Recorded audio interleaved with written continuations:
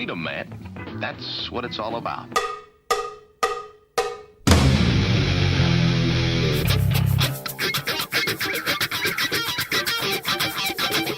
You've got to groove on freedom, like the good book says.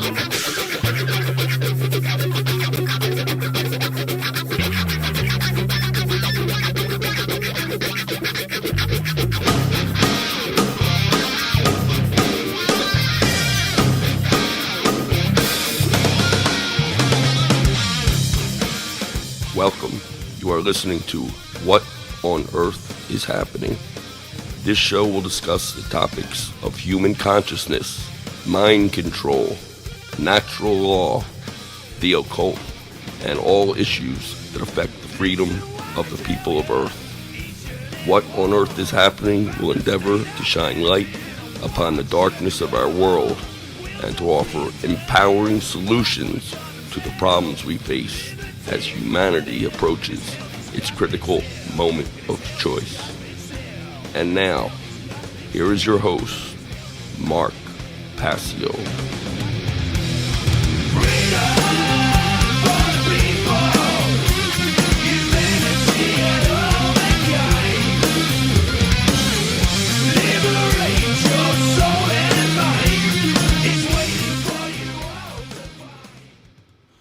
Welcome, one and all. You're watching What on Earth is Happening. I'm your host, Mark Passio. My website, whatonearthishappening.com. Ladies and gentlemen, government is slavery. And here on What on Earth is Happening, we are ending slavery one mind at a time. Welcome and thank you for tuning in today. Today is Sunday, February 5th, 2023.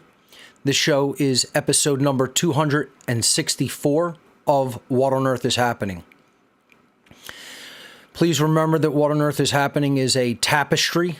It is a collection of information. It is aggregate information. So I always recommend new viewers not to watch from the newest episodes, but to go back to episode number 1 and listen and watch in order from number 1 without skipping around at your own pace. And that's how you'll gain maximum benefit from the information that we cover here, because newer shows, to understand them, they do have prerequisite information. I know people still insist that that is not the truth, and they try to listen from the most recent shows. But I can assure you, to really get the full tapestry of information, you have to listen to the shows in order from number 1 forward, or you will not really truly get the overall worldview picture that has to emerge. And again, people will debate that until the end of time, but I'm telling people that that's true and to please keep that in mind. We have a great show lined up for you here today. I'm going to be interviewing Will Keller of One Great Work Network and Natural Freedom League. Will has done an outstanding job in conveying the message of natural law and true freedom. And he's one of the premier content creators on One Great Work Network, so we'll be interviewing him shortly. I'm going to jump over to my laptop for some announcements and housekeeping. So let's do that. Again, thank you to Will himself for the great artwork. He always does a fantastic job, and we'll be bringing him on momentarily. Please keep in mind we are on a new schedule this year for What on Earth is Happening, with all of the issues that I'm facing and things that I have to accomplish this year. I'm going through a move in early April. I'll probably be actually performing the move in late March. I have to be out of this residence by early April. So things will go down. The things that may go down are this show. I may not be able to do the show during a certain time period, probably maybe of a week or two. I'm going to try to confine it to. We'll see what happens. The player on the One Great Work Network homepage, the main player on the front page, will probably go down for about the same amount of time while I reset my network up in my new residence that I'll be moving into. So to that effect, I have made the show 2 hours this year.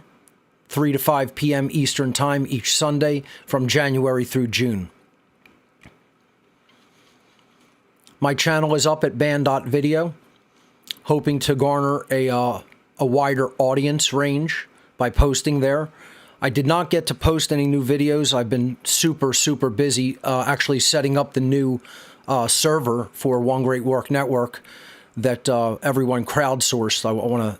I'll remind everyone of that and thank them for that in a moment. But my band.video channel is up. My documentary is up there. It's getting some views. I'm glad to see that. You could visit my band.video channel at band.video/channel/Mark-Passio. That is the URL there if you want to visit the band.video channel. I will be posting more content definitely this week. The How to Become the True Media seminar coming at us this July through December of 2023. This is a online technology skill sharing seminar hosted on the Telegram platform. It takes place every Monday night from 8 p.m. to 11 p.m. Eastern Time, from Monday, July 10th to Monday, December 11th. And it should say 2023 on this slide. I'm going to correct it right now. You know, I'm not insusceptible to error, so it happens sometimes. But there you go, fixed. So please do keep in mind that we have limited space available in the seminar, and enrollment will open on April 1st, 2023. That's Saturday, April 1st. Enrollment opens, and we stay open with enrollment until 1 week before the seminar, around the 4th of July. I'll probably close enrollment the night of the 4th of July this year. So if you want to enroll, I suggest enrolling early. Don't wait until the last minute. I will make enrollment available on donation gifts, and you can link into that from the main website, howtobecomthetruemedia.com. The One Great Work Network, going strong with over 70 content creators. OneGreatWorkNetwork.com is the URL. Do check it out. Please support all the great content creators. There's donation pages on almost all of their individual blog websites on this site. The main website, OneGreatWorkNetwork.com. Check it out. You will not be disappointed. Fantastic content up on the One Great Work Network. Again, I've made a new category in What on Earth is Happening donation gifts. And that category is technology donations. You could see it here on the right-hand side where the categories are listed. And if you click the categories tab on the main menu, which is what this page is displaying, you'll see the category right here, technology donations. And what this is crowdsource funding for more expensive items that we require to continue to run One Great Work Network and What on Earth is Happening. So to describe it, What on Earth is Happening donation gifts crowdsource funding is the idea that many hands make light work. And if people contribute and crowdsource fund something, we can get the equipment that we need more quickly. The technology donation section of What on Earth is Happening donation gifts makes it possible for supporters of What on Earth is Happening to help fund the purchase of technology items required for What on Earth is Happening and One Great Work Network, specifically those items which are considered to be too expensive for a single individual to donate via our Amazon technology wish list. If I put computers up there, one person would have to purchase them, and I think that that is unfair. I think that if we're all interested in the prospect of true human freedom and a stateless society, and a society whereby people understand objective morality and natural law, I think people can come together to make that happen by donating for the tech items that are responsible for helping to put the word out. So that's what the crowdsource funding is all about. I believe we're at 17. We're over the halfway price. Let me check it actually, and see where we're at with donations for the laptop that I'm going to use for presentations this year. I'll go right ahead and just open my web browser and display it here in real time. And let's see. So if we go to donation gifts and go to categories, and then we scroll right here to technology donations, and there's one item there, which is the donation toward the MacBook Pro. And then this is the actual page. We are at 2,100 out of 3,500. So people have been doing a fantastic job. I thank everyone from the bottom of my heart for all the wonderful and generous donations that they've made. So we're almost 2/3 there, folks.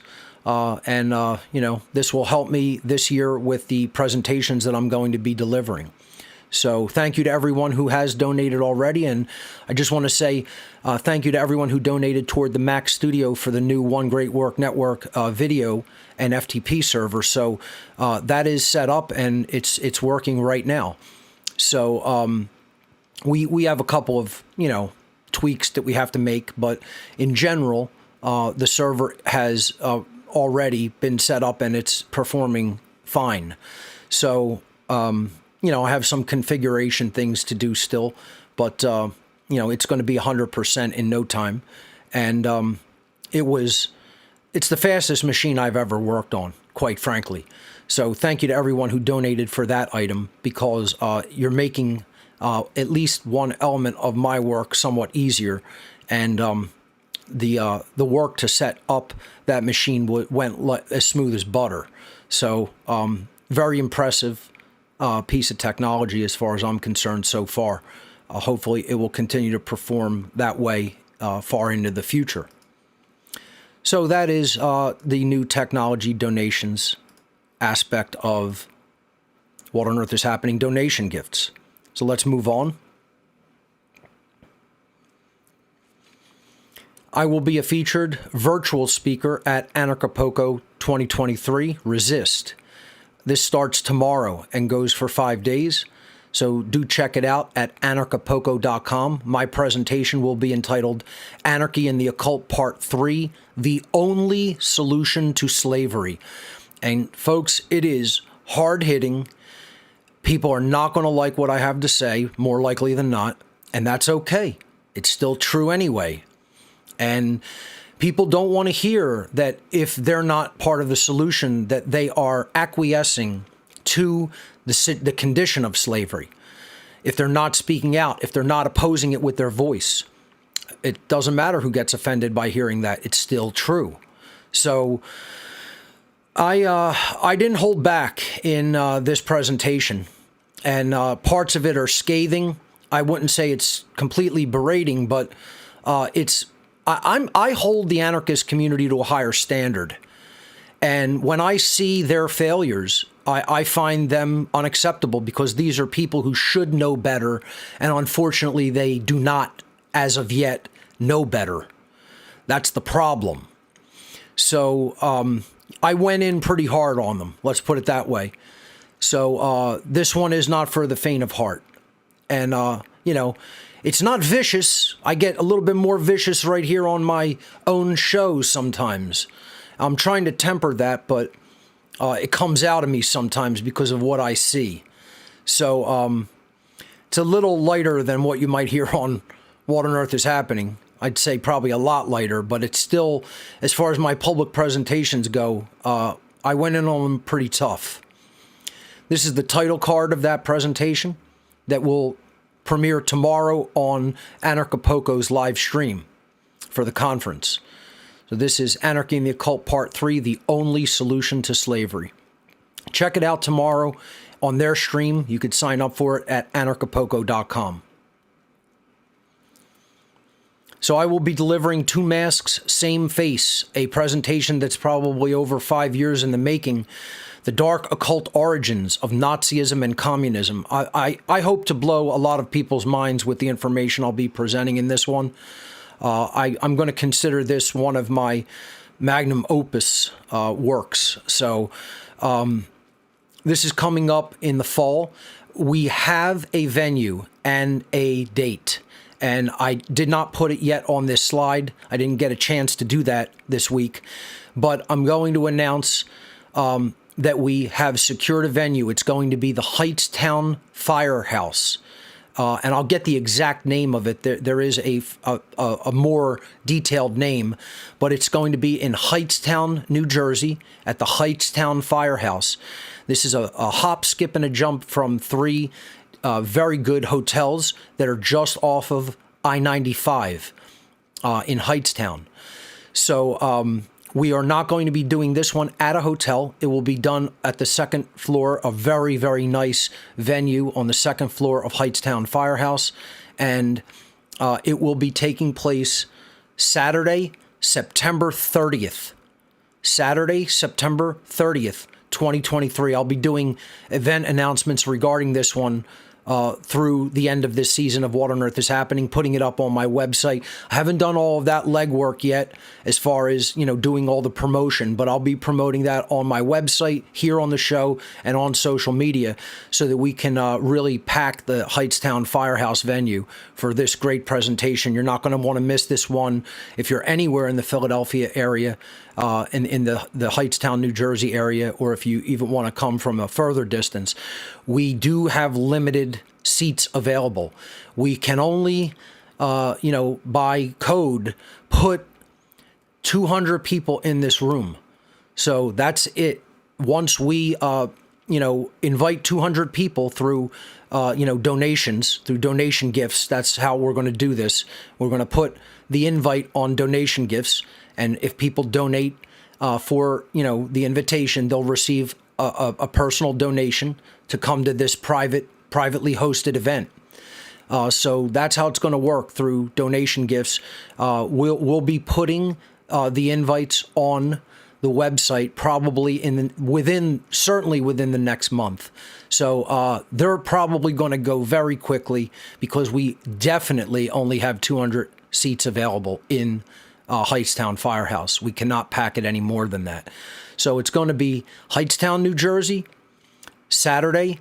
It's an all-day event. Saturday, September 30th, 2023, for Two Masks, Same Face, the dark occult origins of Nazism and communism. Don't Tread on Philly meets on the second Wednesday of every month for the D-Top Happy Hour, Don't Tread on Philly Happy Hour.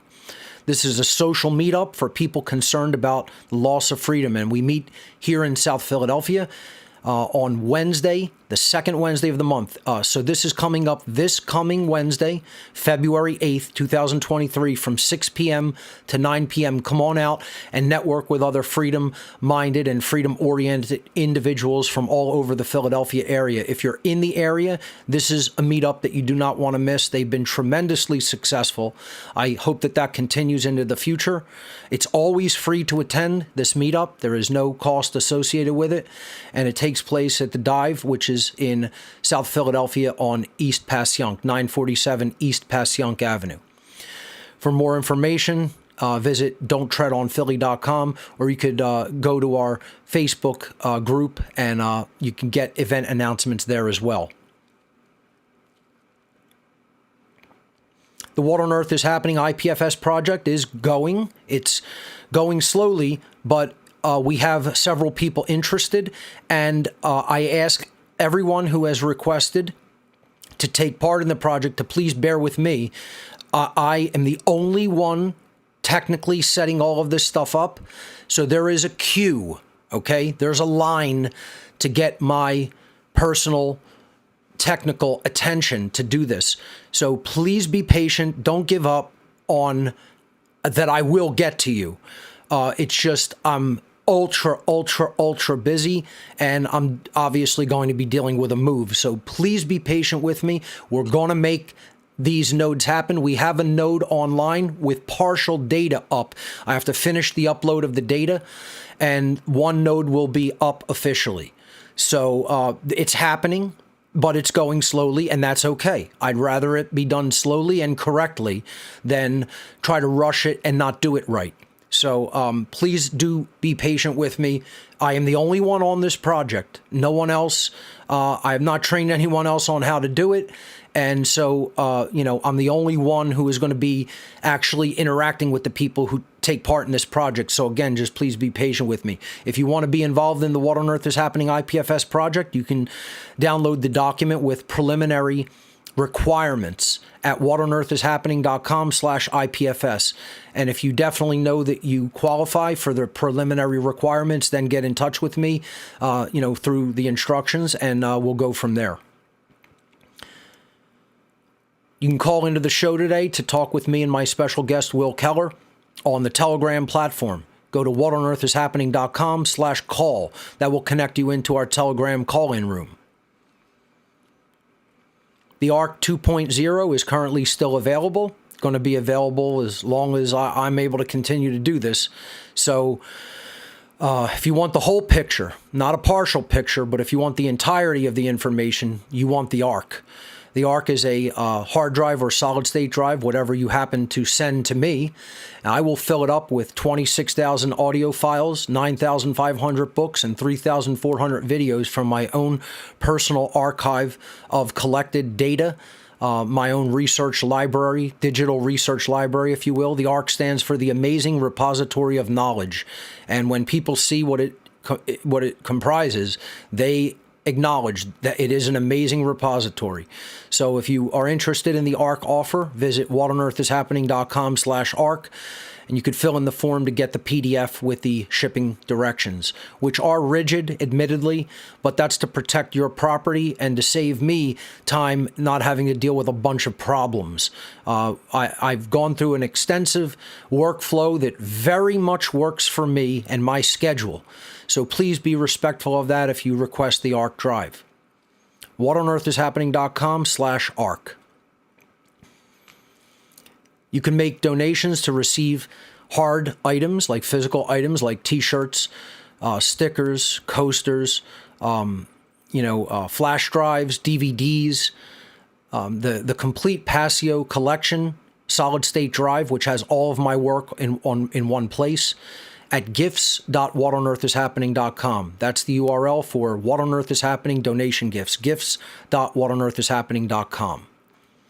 If you prefer rather to make a straight donation to the What on Earth is Happening and One Great Work Network operations, you can visit whatonearthishappening.com/donate. And there you have a myriad of donation options, including our Amazon wish list. There were 2 items on the wish list this past week. Thank you to the individuals who purchased those items for What on Earth is Happening. I have received them and I'm already using them. So very much appreciated for people that did those donations. So thank you. As a matter of fact, the show today is being done on the new audio interface, and I'm really liking its performance. So thank you for those individual technology donations, for the people who donated for those items. Thank you. That's all my announcements for today.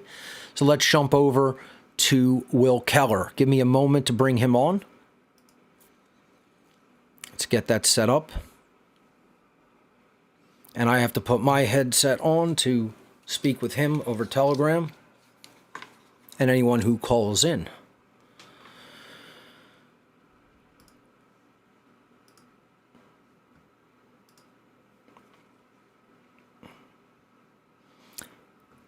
All right.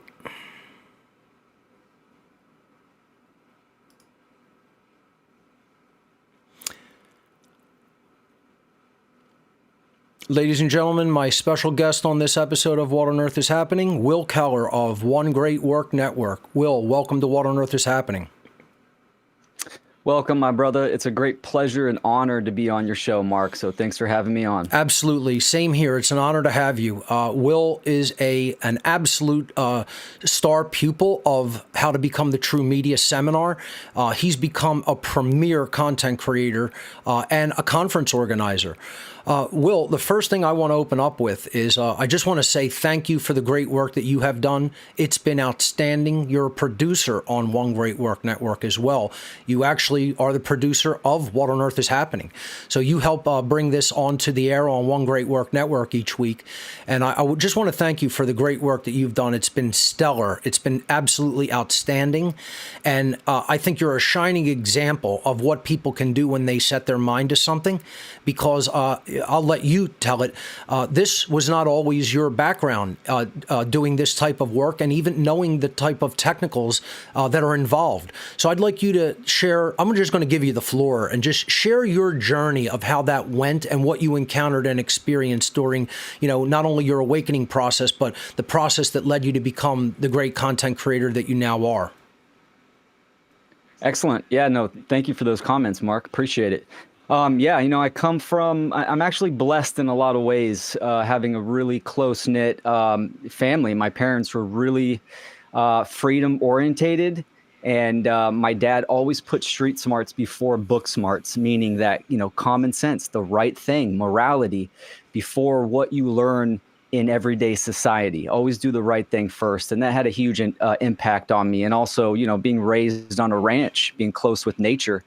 I do have a music background, which kind of gave me a lot of delivery, and, I'm comfortable being on stage, which I did have to learn actually, fairly recently within the last couple of years. So, I was in the music industry for 10 years, in my late teens, all the way up to my early 30s. And so that was a pretty impactful time. I ran a record label. I had musicians, producers. So I had a tech background to an extent, in the musical department, also making graphics and stuff. But then there was, a long period of time when I became a father. Really was a game changer. I've already been retired from the music industry and touring, across the world and country. And I really embraced more of a grounded atmosphere. I was that guy that wanted to homestead out in the woods and, kind of be detached from all the craziness of society. And, there's still an aspect of that I do want to do. But getting into, I would say, the turning point for me, right before my daughter was born, it was, battling with drug addiction. And coming out of my music career and stumbling into this addiction, which I think is relevant for a lot of people nowadays.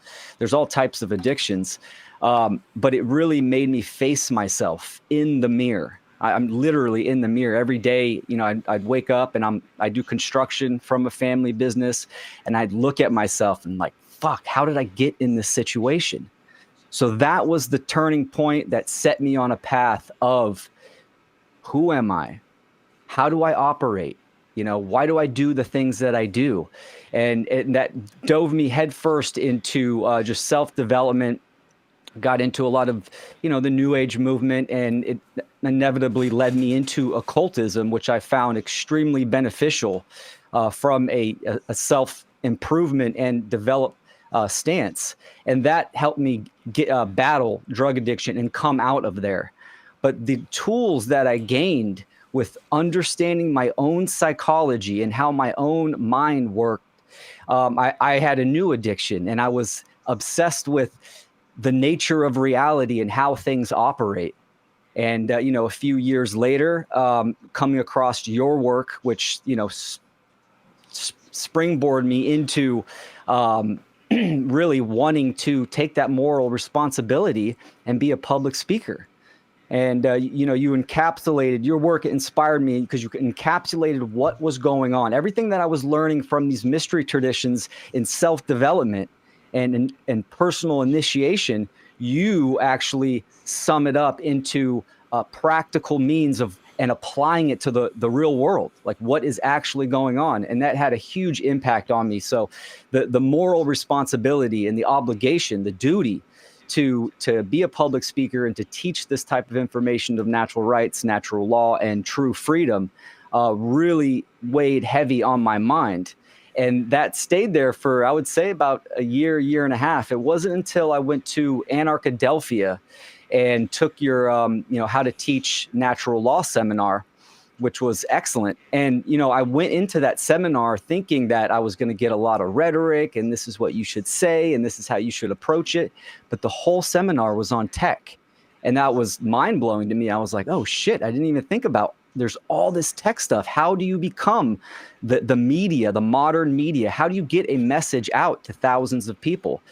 And just diving back into, you know, what I've learned thus far as far as my tech skills, which were still really low. I mean, I played with, you know, graphic design just a little bit, you know, the basics. And then, of course, taking your how to become the true media course. This, you know, we just finished the 3rd year. So I took it 3 times and I'm learning every year. I'm learning more and more. And then just, you know, applying the trivium and diving into it. If I don't know something, that's not going to hinder my willpower. It's going to motivate me more. I'm just going to go head first and act. And, you know, by trial and error, you slowly get better and better and you just apply. So I was going to jump in and just comment on that when you attended at Anarchadelphia, the How to Teach Natural Law seminar, which admittedly came as a surprise to many people. I heard this over and over from attendees. We had about 110 attendees of that seminar, and they were all expecting, as you said, rhetoric. They were expecting, what do you say to people? And I came out at the beginning of that seminar and I told them, most of you already know natural law or you wouldn't be here at this seminar. You've listened to my work, you've researched other people's work, you have a general solid foundation in the understanding of objective morality. We asked many people, like, what is a right? People could respond and answer with the definition. So I showed everyone, you guys know natural law.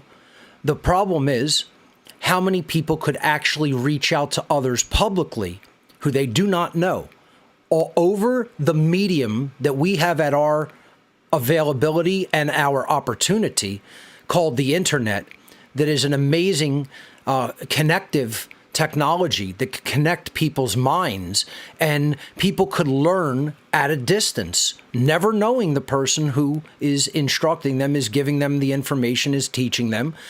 And I asked people to tell me if they could do it right now, could they do it?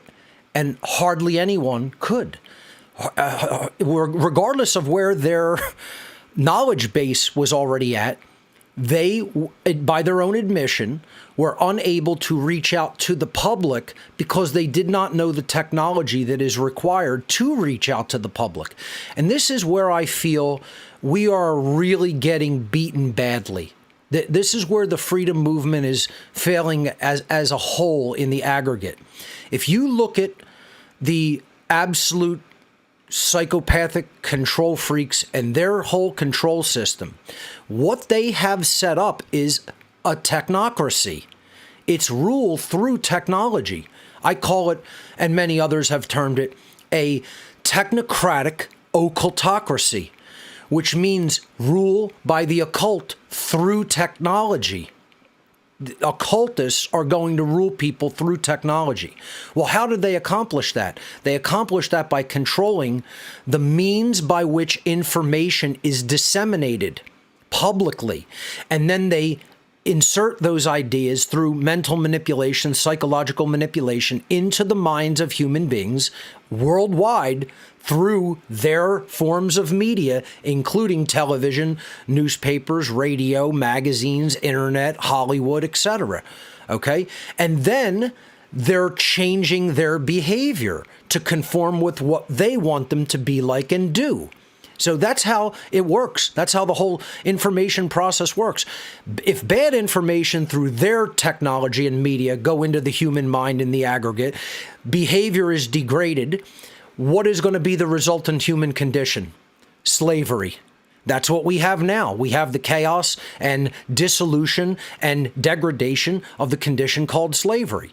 Conversely, if people learn the same technologies that they're using, we can learn video, we can learn print, we can learn audio, we can learn internet, websites, etc. If we have at our disposal the same information dissemination technologies where we could put the information from us out into the worldwide community, then we could do the opposite. We could deprogram people. We could give them true and good information that will inform their mindset and their thoughts, their worldview, and then it will inform their behaviors. Then their behavior will be in alignment with objective morality and natural law, and then we have a world based on freedom. The result would be our behavior in the aggregate interacts with natural law's consequence, and we have freedom, we have order, we have prosperity, etc., on and on. It's so logical that I think it completely escapes people's view because they're not seeing the forest for the trees. They want to analyze little bits of minutia, but they never see the systems level approach that if we're going to disseminate this information, we ourselves have to command that technology. We have to learn it. We have to be adept with it so that we can reach millions of other people worldwide. Your entire take on that, and specifically what I would like to know is, what was your level of, I know you said through music you knew a little bit about technology, but when you really saw what was going to be involved in information conveyance, what was your feeling or attitude? I want to know what was going on in your mind, because I think a lot of other people experience similar things, and they get overwhelmed or they don't know where to begin. Tell me your journey in that process. Yes, excellent. And, after my music career, I was very much anti-technology. I mean, no TV, no computer in my house, all this kind of stuff. So I kind of had a fresh start of learning technology again. And also, the word technology, technology, it's techno for a craft for logic. So this is this is the tool that we use to spread a message. Right. And so when in my music career, what I needed to do, I can go in and get little things done, make a little generic flyer, or, I knew my engineering software, Pro Tools, extremely well, but that was pretty much the extent. I mean, a little bit of video editing, but, not to an extent that I was making music videos. I'd had other people do that. Right. So it was still a very basic level. And it is overwhelming. And I hear this for a lot of people, right? It's a world within itself. But yet this is what it means to be literate in the modern day. You yourself have said this, and it's so true. And it's good to understand, first have a basis on what you want to do yourself. I think this is a process of self-discovery. For me, I like public speaking. I want to be on the stage and spread a message and convey a message that way, and through digital means as well. So that's kind of my passion. Understanding your own personal niche, whether it's writing a book or just making videos or an audio podcast, you have to know that first. And then also the fundamentals of tech. This is something that I learned in your class, just file management. And the general, the foundation of having a computer and maintaining it, so everything is organized, so your workflow is at its most efficient level. That was so important. And I'd say that's one of the biggest things that I've learned from you, Mark, too, working close with you on projects and stuff, is workflow and just sticking with it. If there's a problem, just like in the natural world, you can figure it out. And, you just have to take in information. The trivium process is the same for critical thinking as it is for manifesting reality. So understanding that process and then applying it to just learning tech is extremely important. And just one thing at a time. I like to reverse engineer a lot of things. A good friend of mine, Becca, she's a great graphic design artist. And it's like, well, how the hell did you do that? And I would reverse engineer things that I would see on other people's videos, podcasts. How did they do what they did? And you have to take in information. You have to learn. But the foundation is extremely important, the basics of computing. I want to go back to what you said about the need to have an attitude of persistence and to stick with it. This is so important. It's one of the tenets of the seminar is never give up. And even if there's a problem, and people have seen tech problems occur. I am slowly working things out this season. A lot of software has changed. And that's the problem, is that developers, we are interdependent upon developers. I wouldn't say we're entirely dependent, but software is so important in putting the word out that changes happen. New bugs get introduced into software, and then you have to find workarounds. You have to have a logical thought process to begin with, and that's part of, again, as you said, the trivium process. You apply it in this just as much as you apply it to understanding philosophy and morality. It's the same basic tool set. And once you learn that, you could apply it to anything. Once you really have that tool in your tool chest, you can take it out and use it for just about anything. And that's why, the How to Become the True Media seminar tries to instill those characteristics, those personality characteristics. I'm trying to get people to build those up in themselves so that they become a person who doesn't just abandon something and walk away and say, that's too hard. They stick with it, and they continue with it until they learn. And you see this in just about every real content creator out there. What they are doing is they're going through a process and a workflow, and no one is perfect and no software is perfect. But what they'll do is they'll refine their method, they'll find workarounds, and they will never give up. They will keep doing it until they succeed.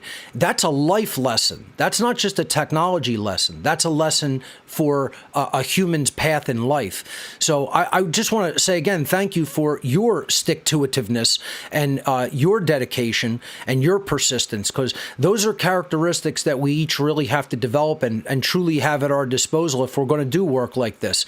So thank you for your persistence in taking the class, and then in, again, your learning process with all of this technology. Because again, I look at your work and you do a fantastic job with all of the aesthetics and the philosophy as well. It's a combined thing that comes together, and it really shines brightly. So great work again. So thank you. I appreciate that. Yes, let's talk about what you see going on in the world as far as the immediate future is concerned. Let's switch gears a little bit and get into that. I would like to know where you see humanity's awakening. Is this process accelerating? Is it stalled? Is it heading in the right direction?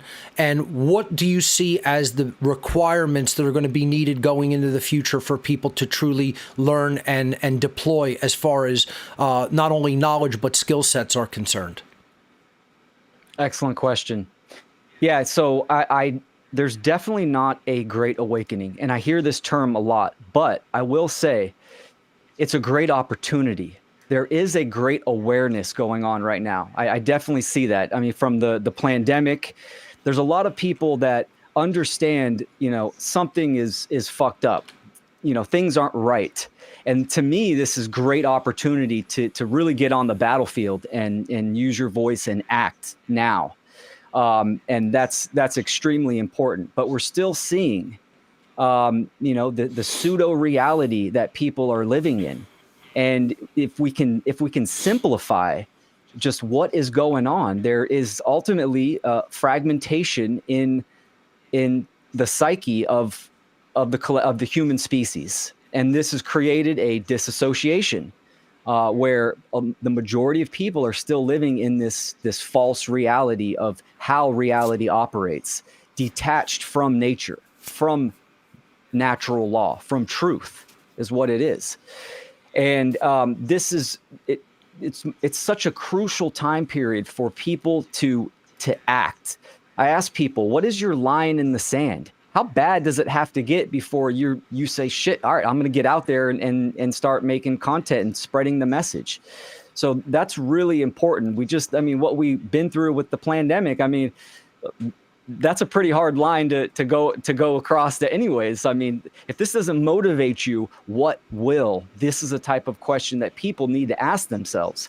Commenting on social media platforms and stuff is not doing the work. That is not action. We need to formulate and strategize and be effective in our messaging. And that can be tough for a lot of people, right? Especially when you just start and you feel like you're not getting the reach. But like you said, you have to be determined. It's persistence. It's willpower. Let's talk about social media for a brief second, since you hit upon that topic. Sure. A lot of people think that just, simple memeing and or just typing into the little box that they give you on someone else's social media platform is going to be sufficient. That's going to fulfill some requirement of speaking out. And I've criticized that approach many, many times, and it sounds like you're on the same page regarding that.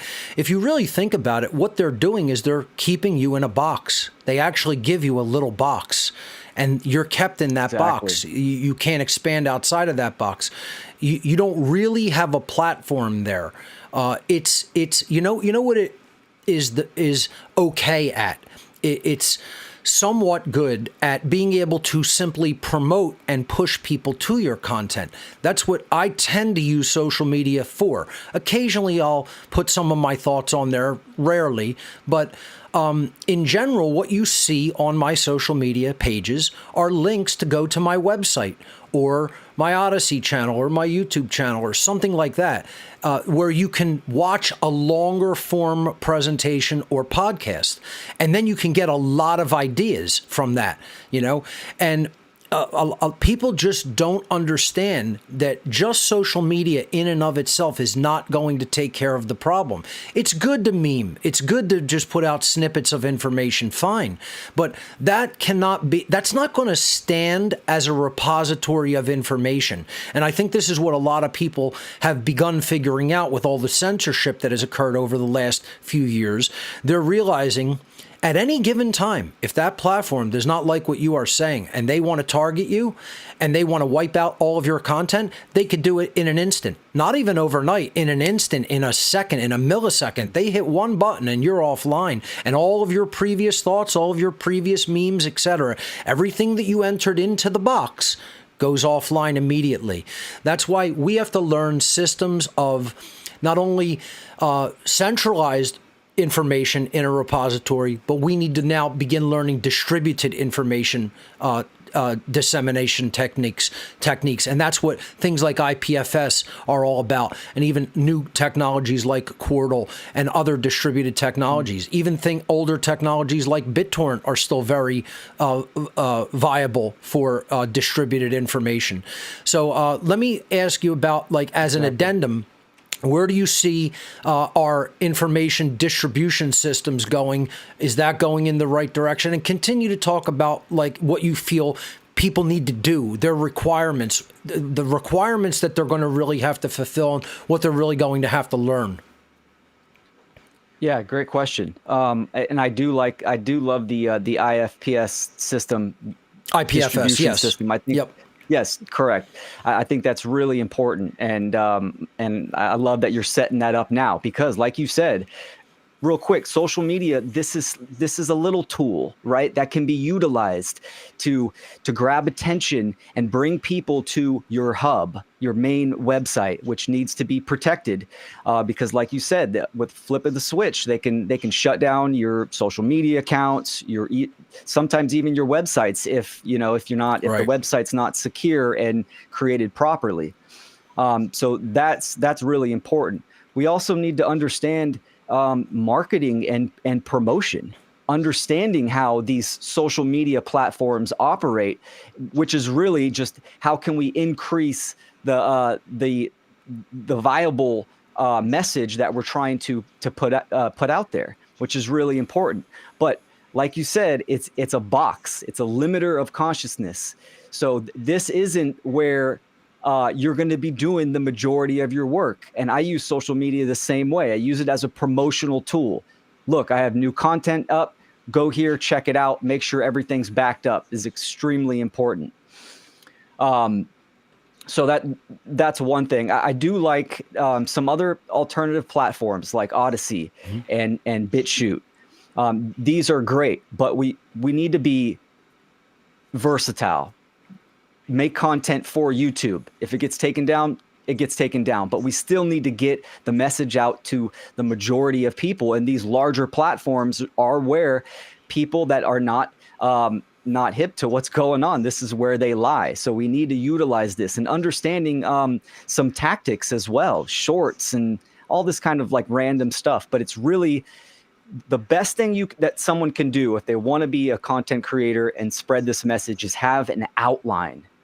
Have short-term outline, your short-term goals, and long-term, meaning that, create the website, understand what type of content you're doing. These are the platforms, but you need to generate someone to a 0 point, to that hub, to that website where they can reach you from there. So if you have a social media account that goes down, your content's still up safe at your hub location. So that's really, really important. Exactly. I recently was talking to a friend and showing them my Odyssey website. And when they realized, not everything is in exact order. It's like there's no real ordering in there. Like you can't just drag videos around. It sort of puts them in there as it wants by date. There's no easy to make playlist because the playlist is blockchain based. So it doesn't work like YouTube or other video upload services. It has its own user interface and it has its own way of working, and you just have to sort of accept that. So, if I really want to organize that content, I'm doing it on my own website the way that I feel is effective and the way I want to put it out. And, the other thing is, problems happen. Just want to let people know my podcast section is not fully working right now. I fixed it up through the first 150 episodes, but some player links unfortunately broke because of Odyssey's upgrade to their own content delivery network. And I'm working on fixing those. I'll have them fixed by the end of this week. But just bear with me on that. It's like tech problems happen like that. We have to be up to date with that stuff. We have to understand what needs to be done to make corrections on the fly. And when that happens, it can be very frustrating and annoying.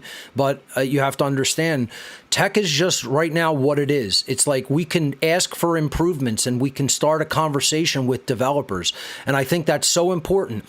I didn't intend on this whole conversation between us being about solely technology. We can get into other things and wherever you want to take it. But just to hammer this point home, we really need to liaison with the software community to get specific things built that the freedom movement requires to get the word out. And a lot of people don't even know what those things are, let alone what to ask for. They don't know how any of that process works.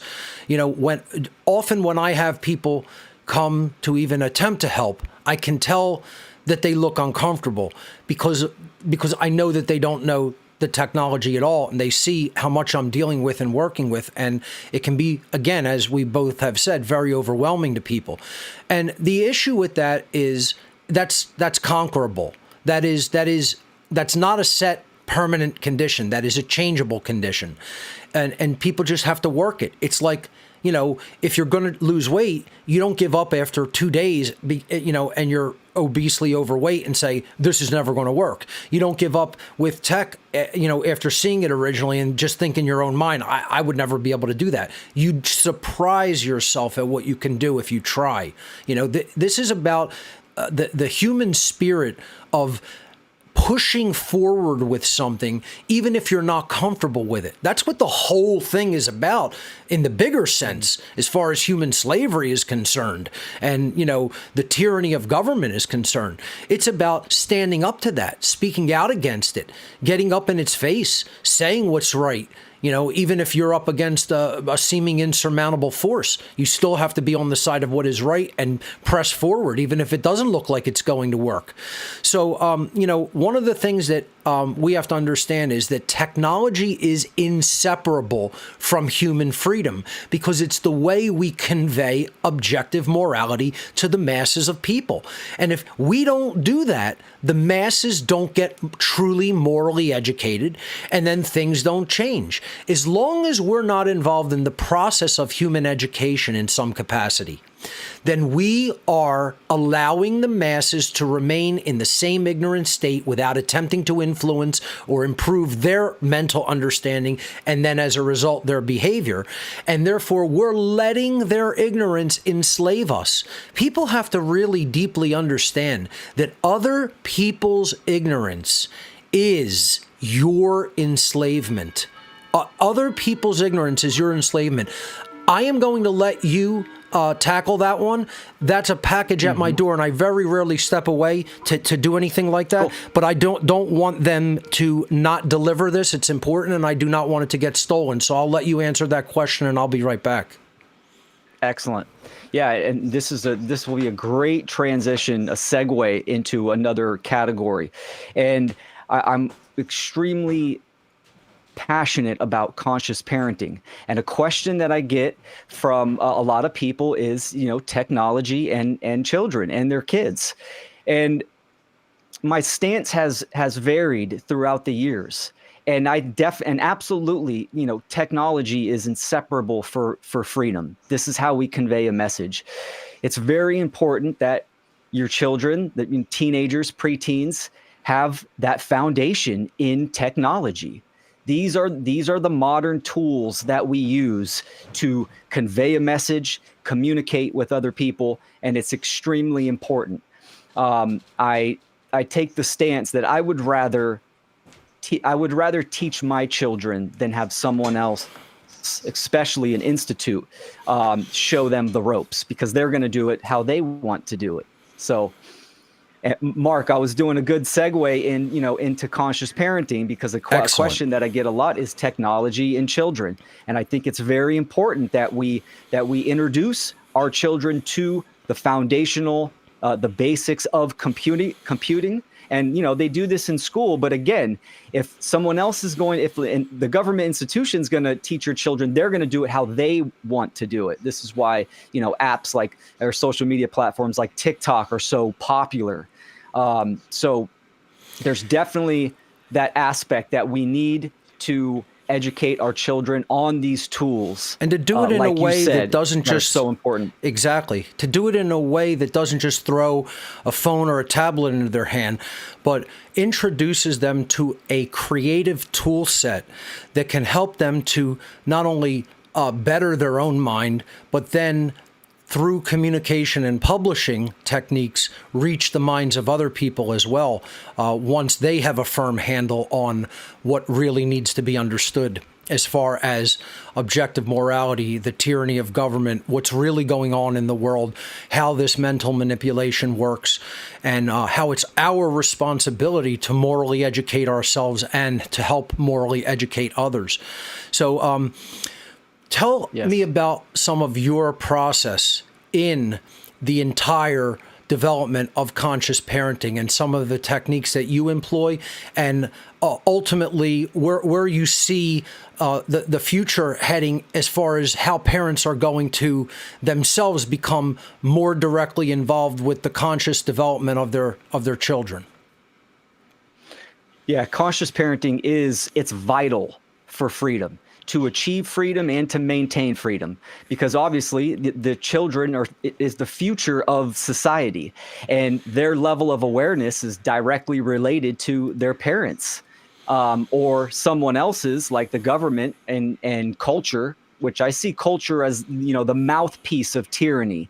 Culture can be neutral, right? We could have a culture based on objective morality and nature, because culture is just to cultivate. But now, in the current day, absolutely, we have a culture that is immoral and is disassociated from reality. So it's really important that parents, the realm of conscious parenting, can really change the tide for freedom, I believe, absolutely.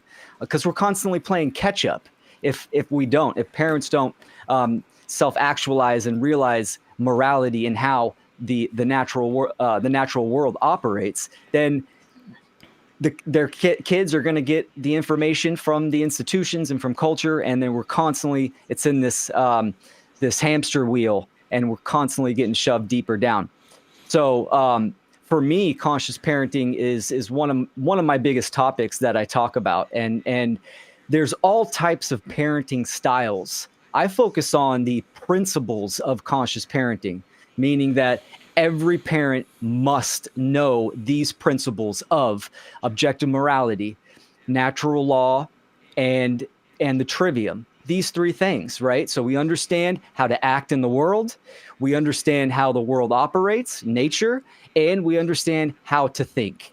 And these three principles to me are objective across the board. Every parent needs to understand this and teach this to their children as well. And what more would you want with those three categories, right? I mean, if you have those three categories being taught and understood by your children, the rest is in their creative expression and who they're going to be. But this is the foundation of humanity. Right. So it's extremely important. I think it's one of the biggest responsibilities that if someone is going to bring a new life into the world and take on that responsibility in and of itself, the most important responsibility that comes right after the physical care of that being is going to be the moral upbringing of that being, so that that being does not turn into a psychopathic individual, does not turn into a uncaring, apathetic individual, a totally lazy, ignorant, person that doesn't want to get involved in bettering the world.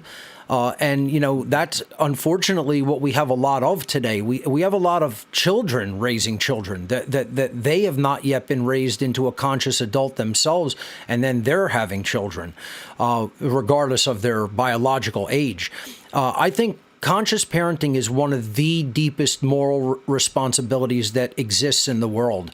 And while I have not, chosen to have children, to bring children into the world, I still think that to help people to understand the role of parenting as far as morally raising a child and to preparing that child for what they are going to encounter in the current world, the current reality that we're living in.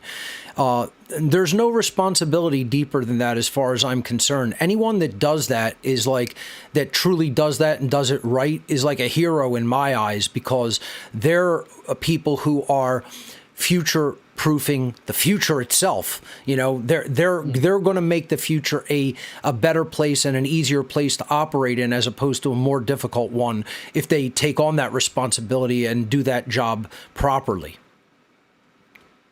I agree 100%. It is the greatest responsibility. It's also the most sacred. Creating a child and raising that child, right? Raising their awareness. This is what it's all about, their level of consciousness.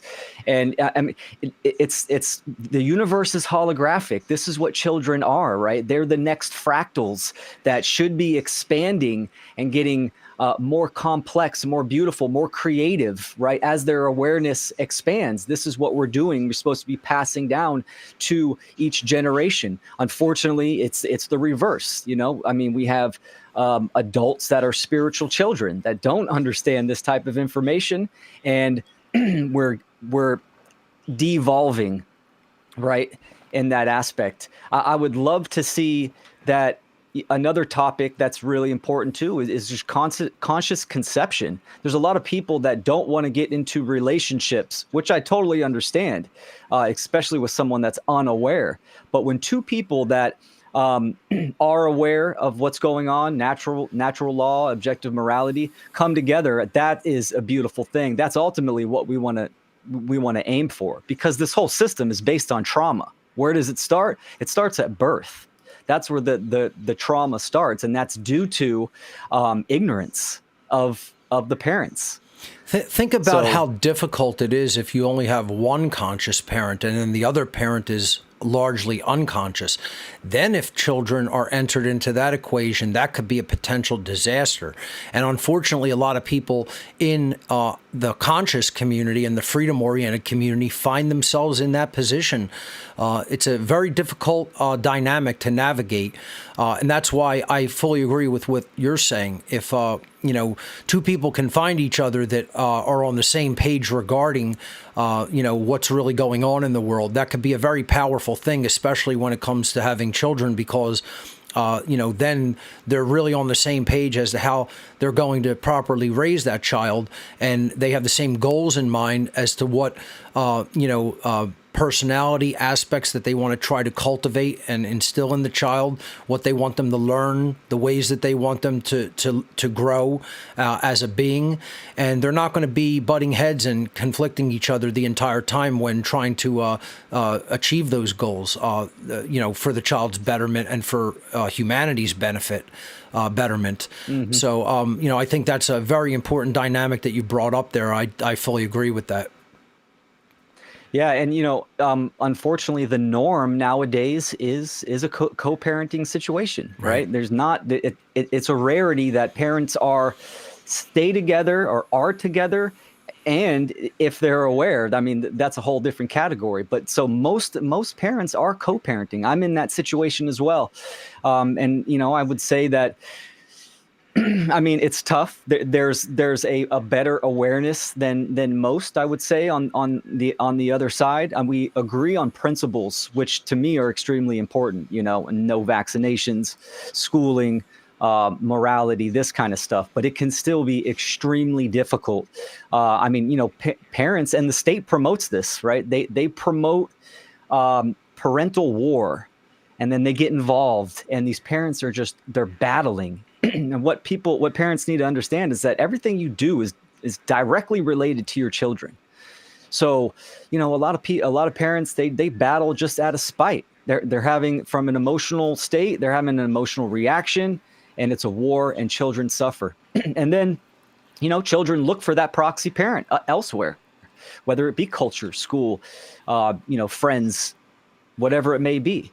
We need to keep the family dynamic needs to be solid, rock solid. This is what the social engineers understand. They know that they can, if they put that wedge right in the family unit, then it's fractured right from the beginning, and the mind control and the programming conditioning can really sink in. So it's so crucial for parents to take in this information, apply it to themselves, and influence their children on what is right. Absolutely. The breakdown of that family dynamic really pushes children into the arms of the state most of all. And the state is set up to function that way, as that proxy parent that you talked about. That's why there's two major political parties in most political systems. One acts as the proxy father, one acts as the proxy mother. Here in the United States, those two parties are Republican and Democrat. The proxy daddy is the Republican Party. We're going to go and get the aggressors. We're going to protect you. We're going to be strong, this strong masculine figure. And then the proxy mother is the Democratic Party that wants to be the nanny state and, take care of everybody from cradle to grave, and take from some people that they deem have more than they should, and then redistribute wealth to people that they think should have it. All by theft, by violence, by coercion, by duress, none of it by moral means. Again, if the family dynamic is not strong, and if morality is not taught by the true parental figures, taking on their true responsibility to morally educate and upbring that child in a proper moral way, the state is going to swoop in there like a vulture, tearing apart its already deadened, prey that it's going to go after as its carrion, and it's just going to annihilate what's left, the remnants of that child. That again, that's why the family dynamic does have to remain strong if the child's going to ultimately have a strong moral upbringing. That's the only thing that could do that in the child's formative years, is a powerful, and conscious parental process that you're speaking about. Again, we have to get back to that. We've fallen so far away from that. It's been devastated. And if we don't get back to that, it's going to be even a tougher and larger challenge in reaching people from a moral standpoint. Yeah, I absolutely agree with that, for sure.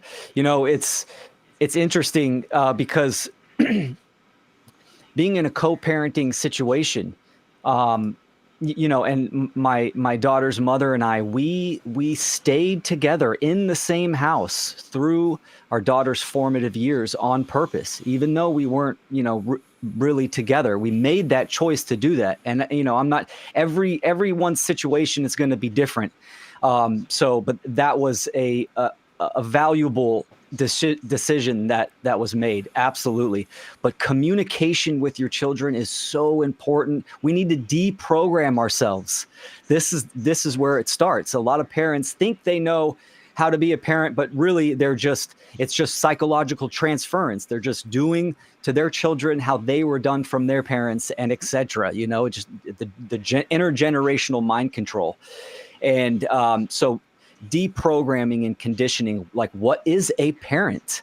Right? I look at it more as a facilitator, a stewardship. Yes. Right? We're not on a superior level. We have the responsibility of this young being and guide this being.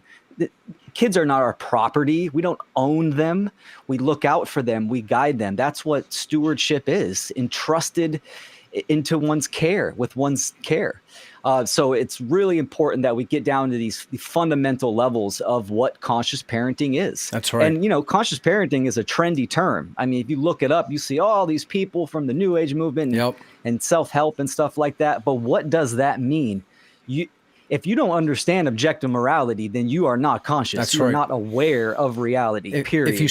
That's where it stems from. If you still believe in government, it's not conscious parenting. If you're conveying to the 100%. child to go and join either party and choose the left-right polarization paradigm, then that's not consciousness at all.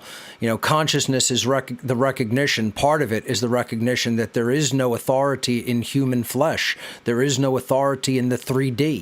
The only authority is natural law. The only authority is the laws of cause and effect. That's what truly binds us and is eternal and immutable, not man's law. And believing in man's law is just the belief in slavery, and it's just another religion, just like the New Age movement, just like all the other cultural religions. It's just a form of mind control to hold us back from the recognition of the truth that there is no authority inherent in human beings, and there is no right to command. There is no right to coerce or to compel or to put someone under duress or to do violence to them. Those rights simply do not exist. It's amazing to me, Will, with all of the information that's gone on all over the world, that people still yet do not recognize that. They do not understand that authority is a false religion. They do not understand that government is a false religion. Like you were talking about earlier, what will it take for people? How much will they have to suffer? What will they have to lose? How uncomfortable will they have to get? I'd like to hear your take on that in the future. But just even before you get into that, about what you see the future holding for humanity if they don't learn these lessons, I just realized we're both wearing a variation of the same shirt about know your rights. And I didn't even, because I got so in depth in the discussion, I didn't even realize that we did not plan this, folks. That was not planned. That is a synchronicity. We're both on the same, I guess, Excellent. mental wavelength. And I'm just realizing that we have two variations of the same basic, theme on our shirts. So pretty interesting how it works out like that. I'm glad you just pointed that out. I didn't even make the connection. That's great. Yeah. That's so funny. Awesome. Good synchronicity. Definitely a little bit different. That Mine Leo says, full moon. those who don't know will never say no to evil. And what does yours say? Know your rights and where they come from. And where they come from. Exactly. They do not come from human Yes. beings. They come from the universe itself. They come from the creator of the universe.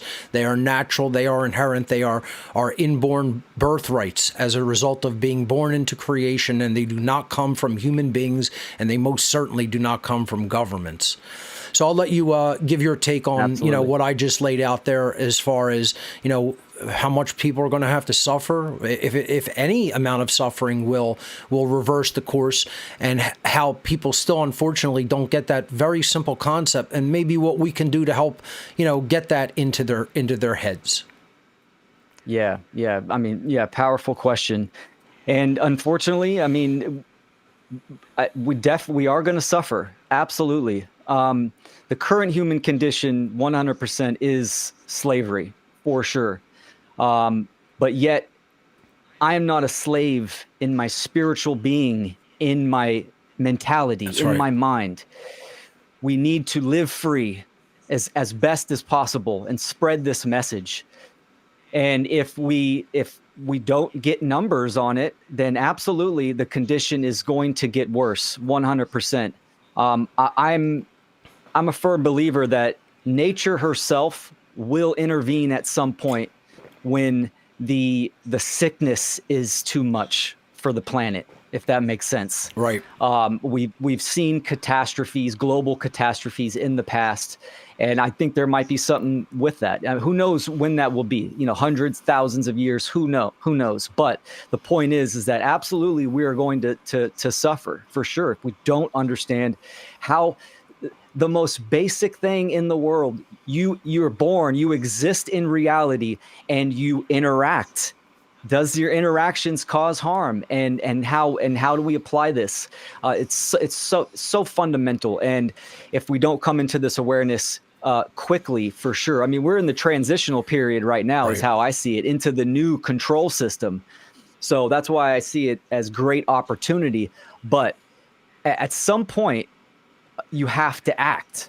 And when I first started doing an audio podcast, late 2019, it wasn't something I wanted to get involved, but I just did it. I just hopped on the computer and started doing an audio podcast. So that's kind of my question to people. At what point will you go public and start talking about freedom, natural rights, objective morality? What do you think holds people back from that process? Do you think it's just a fear of public speaking, or is it some deeper psychological issue?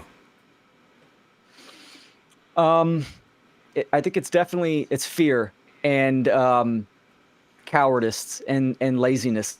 I can say that's what it was for me for, a year and a half of why I didn't get out there. It was always like, okay, I'm going to do it soon. I'm just putting it off. I'm putting it off. And I realized that I had more work to do within myself. This is why I love your energy. I see you as the fire element. This is what's going to light the fire under people's asses. And you have done that to a lot of people. You've inspired them to act in the moment and get out there and start making content. And I think that's really important. And, we don't need 1,000 Mark Passios. We have a Mark Passio and a Will Keller. We need different types of people and flavors. This is the point of doing the one great work, is that it's going to create a ripple effect with all different types of energy. And to me, that's a beautiful thing. We need to get it going for sure. Because people will accept and investigate some things from other people that they won't accept and investigate from me or even from you. Everybody has a unique way of reaching other people. They don't have to take it from Mark Passio. They don't have to take it from Will Keller. They can take it from anybody that's putting it out there. And if somebody's putting it out there at a very powerful level, maybe different kind of people will gravitate to them, but they'll get the same knowledge. They'll get the same information into their mindset, and they'll adjust their behaviors accordingly. That's why everybody has to stop thinking along these lines like, well, that person's out there and they're doing it, so I don't need to get out there and do it because they're doing it. That's not the point. You're missing the point altogether. The point is, you may have special talents and capabilities. You may have a certain way with words. You may have a certain charisma that could activate tens of thousands of people. Who knows? You don't know what you're capable of until you try. That's the whole point. Millions of people might resonate with a person who's so far, up until today, has been silent. If we can influence them to speak, maybe 1 million more people will come online to the truth. You never know who's going to do it. And that's why I keep telling people, don't say, I'm going to leave it up to someone else. You have to get involved. You have to get on the battlefield yourself. You have to be the man and woman in the arena. And unless you're actively taking part in that, you're shirking a personal responsibility to the truth and to true morality. And therefore, you are somewhat complicit in allowing the overtake of evil and tyranny. The voice is what changes a society. I mean, I have to say it over and over again. The universe is spoken into existence, The universe was spoken into existence by the creator of the universe. It's vibration, it's energy. Okay? That's what underlies all form and function. But we co-create our reality through the voice. What we put out through our voice changes the overall aggregate way that our reality is functioning all around us, our conditions. That is changeable. That is not set in stone. The law is set in stone, right? The natural law of the universe is unchangeable. It's eternal. It's immutable. But the human condition is changeable if we set our mind to it. And that's great news. That means if we want to undo this condition, we can undo it tomorrow if we want. It's about what we believe in our mind and what we are speaking with our voice. So, Will, I'll let you wrap up with whatever final thoughts that you want to say in the formal interview part, and then please tell people where they can find Excellent. all of your work, and then maybe let's go over to the phones and take some questions from callers who are waiting in the call-in room. How does that sound? Beautiful. Great. Yeah, I love it. And yeah, to wrap up, I think it's important that it's the great work is first. The Hermetic adage, right? That the internal process, we have to discover what we love to do, that attribute about ourselves, and then apply it to the external world with the message of freedom and morality. So the great work and then the one great work, the internal and the external. It's really important. I think a lot of people, they see content creators and kind of think that they have to do that or do what this person is doing. In reality, you're your own person. You need to tap into that creative essence and get into that flow state. And that's on everyone to discover and then activate. Right? What is potential is not actual. This is the thing about free will. Free will is always there. We have this, absolutely, but it must be activated. You have to act on free will. Make that choice. So, and really quickly, important. as you And said, you said, the internal work comes first, and then the one great work to influence and affect other people's minds for the better. And that could be done in a myriad of ways. There is one solution to slavery. That is the one great work. That's why it's one great work. It's not two or three great works. It's one. But that can be done in a myriad of techniques and ways. It doesn't mean it's one technique. It's one work for the ultimate long-term goal, but it can be done in a host of different methods. Well said. Absolutely. And how do we reach the unconscious masses? And I've said this in past interviews as well. We create art, right? Art is that external expression of our creative essence with the message of truth, morality, and freedom. This is what we need to do because art inspires. Most people think it's just painting or paintings and stuff like that. No, we're doing art right now. That's right. And then this will be available for people to view. It will become a artifact. Yep. And people can watch this interview and tap in and get the energy that we are putting out there in this episode. And that's the beauty about incorporating technology, because we need to immortalize the artwork. That's right. Beautifully really said. Important. Beautifully said. Will, tell everyone where they can find your body of work. Excellent. Yeah, no, I'm going to recommend everyone go right to the One Great Work Network. I have all my links on there, all my content. Highly recommend people check out my presentations. I love doing presentations. I have one on freedom and then a 2-part series on conscious parenting and some other ones as well. So that's a great place to start.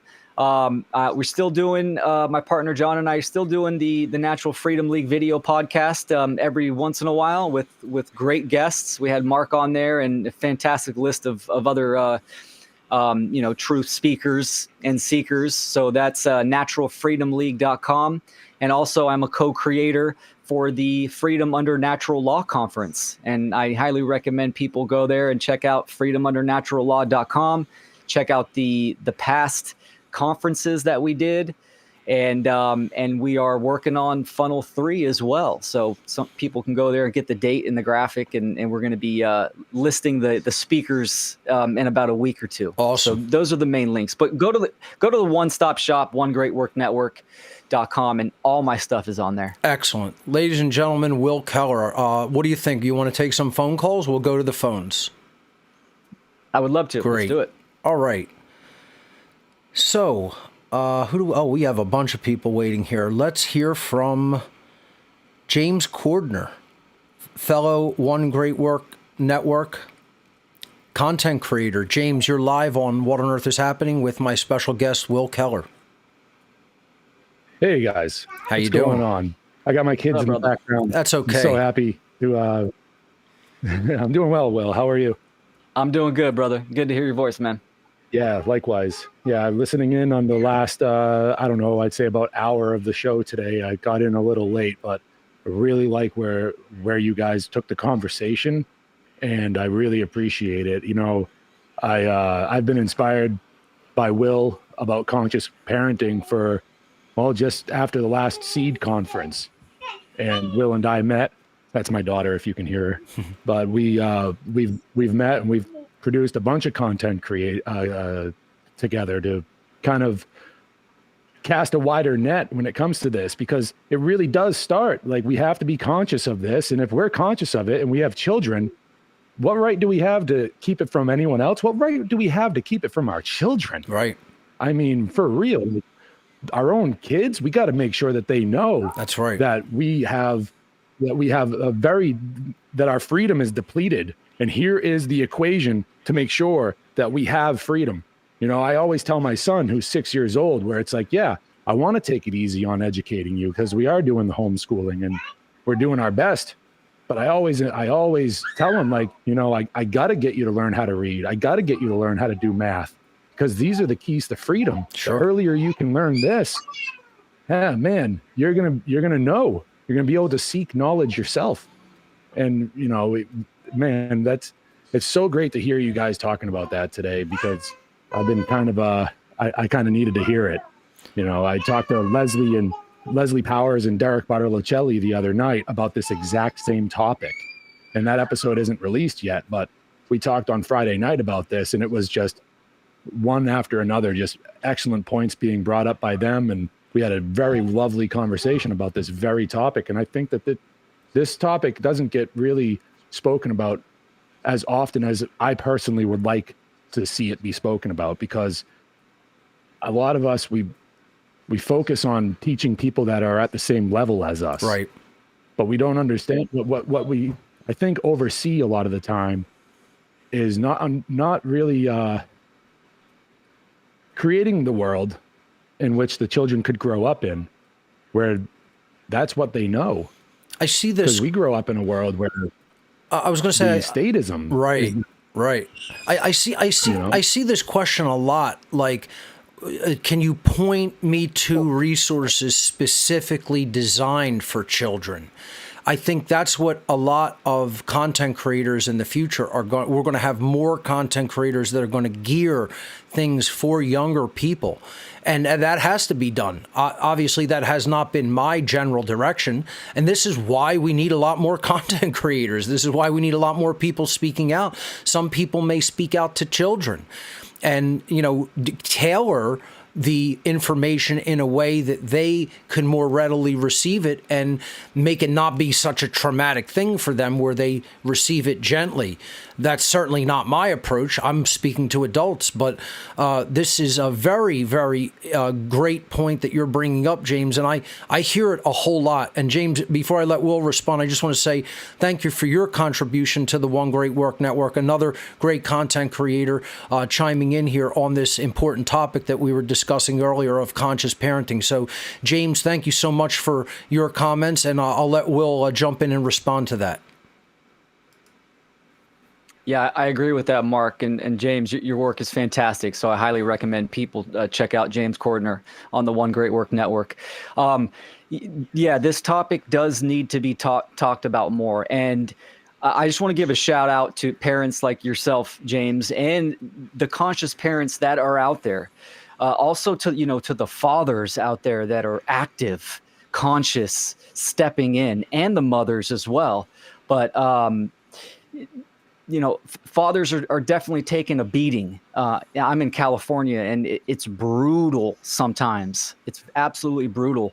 So activating that willpower, this is a huge motivating factor for me, because when my daughter is grown, I want her to know that I fought for freedom, right? I don't want her to ever ask me, well, what'd you do? The world is shit. What did you do about it? I want her to understand that the work that I've created and the effort that I put in. So that's a huge motivating factor. And I get the question a lot too, is, well, how do we teach natural law to children? I'm actually working on a whole website dedicated to this, and I'll make that public when it's ready. But I'm even a video series on teaching the natural law principles, and I do it through gardening, which I've done with my daughter, which is fantastic. But we can teach rights, morality, and natural law with our children just by being with them every day and operating in the real world. It's amazing the stuff that you can point out to them so they make that connection. And really, it's one thing to talk about it, but, description is not explanation. We need to be it and activate. That's right. Our behavior is the greatest influencer of all. It's the greatest motivator and the greatest inspiration, without a doubt. So I see you have you're also a doggy daddy. You got your little guy there on your lap. He's cute. That's Pocket. He's a Chiweenie. Nice. I went from having four Rottweilers in my life to a Chihuahua. That's awesome. It's Chihuahuas are awesome, courageous dogs, I have to say. So let's they sure are. Let's move on to another caller. Let's see. We have a student from the How to Become the True Media seminar, Jackie, on the line with us. Jackie, welcome to What on Earth is Happening with my very special guest, Will Keller. Hi, guys. Hey. Thanks for taking my call, Mark. Good to hear from you. Hey, yeah, first of all, I just want to say, I wanted to say thank you for both of you guys. I think, Will, you were moderating the How to Become the True Media seminar. And just thank you so much for putting that on, because it really increased my confidence to start getting to work, It just filled in a lot of the gaps of the technological skills or knowledge I was missing. And I have to say, Jackie, if I may interrupt you for a minute, I have to say your attention was great in the seminar. You asked all of the right questions, a very inquisitive student, and that's what the seminar is all about. So thank you for enrolling and attending, and for the great job that you did in paying attention and learning during the whole course of that seminar. It was very apparent. Oh, thank you.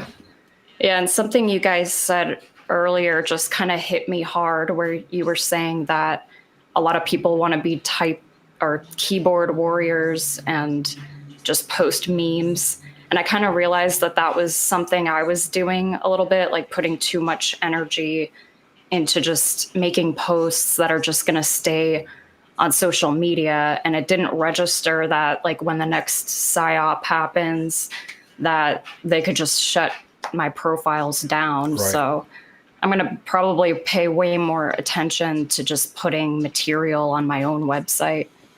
It's a good method. You'd be surprised how much time that you'll have, to apply to your own work. That's right. When you analyze certain habits like that. And I was definitely in that boat. Just going back and forth in comments, arguing with people, that kind of time invested in social media. And when I cut that out, I call it, post and ghost. Right. Here's my new episode. Go check it out. And then I get off social media. So I'm very sparingly with my attention on there, and it freed up a lot a good amount of time. I'm smiling because that's what I do before each show. I'll just scramble to just post on as many social media platforms as possible. Here's the show I'm doing. Go and check it out. That'll stand for all time in a formalized way as a part of the body of my work. And I like that approach. I like that you take that approach as well, Will. And I think that's how we can utilize social media for the better, actually. Like you were saying, just getting involved and going around on the hamster wheel of like posting and arguing with people, chiming in on comments. It's designed to keep you in that state of constant opposition and angst, and it doesn't do anybody any real good. It's better to use it as a promotional platform and let their operation work to promote our operations. Very important to understand where we apply our energy, and and observe that on a daily basis, and it will definitely open up some great insight. And Jackie, your website and your work is fantastic, so thank you, Jackie, for putting that out. We should definitely talk in the future about bringing you on to One Great Work Network as well. So let's stay in touch and let's talk about that because I'll be bringing many more content creators on over the next year. Yeah, that'd be awesome. I'm flattered. Thank you. Fantastic. Thanks so much, Jackie. Bye-bye. That's one of the great things about the How to Become the True Media is, I mean, of course you have the course, the class itself, but then the after class. I mean, to me, that's like a golden opportunity for someone that wants to go public, but might be a little nervous. Like this is the best space to practice that. Turn your video camera on, and we've seen a lot of people kind of gain skills and attributes and get help each other in that realm. Yeah, all the while helping each other. For sure, yeah. 100%. I do not partake in the after class too much because of all the prep and then delivering the actual teaching material. But I have lurked in some of them and seen what people are doing, and it's right on point. So that's a big dynamic of How to Become the True Media is, and I think people have become friends as a result, and they network with each other and help each other out, and that's what this whole seminar is all about. So if people are potentially thinking about taking it, you will encounter dynamics like that, and it has become a community unto itself, which is great. That's what I like to see. All right, let's see who else is waiting in the queue. Let's hear from Chris Jansen, another One Great Work Network content creator. Chris, you're live on What on Earth is Happening with my special guest, Will Keller. Welcome.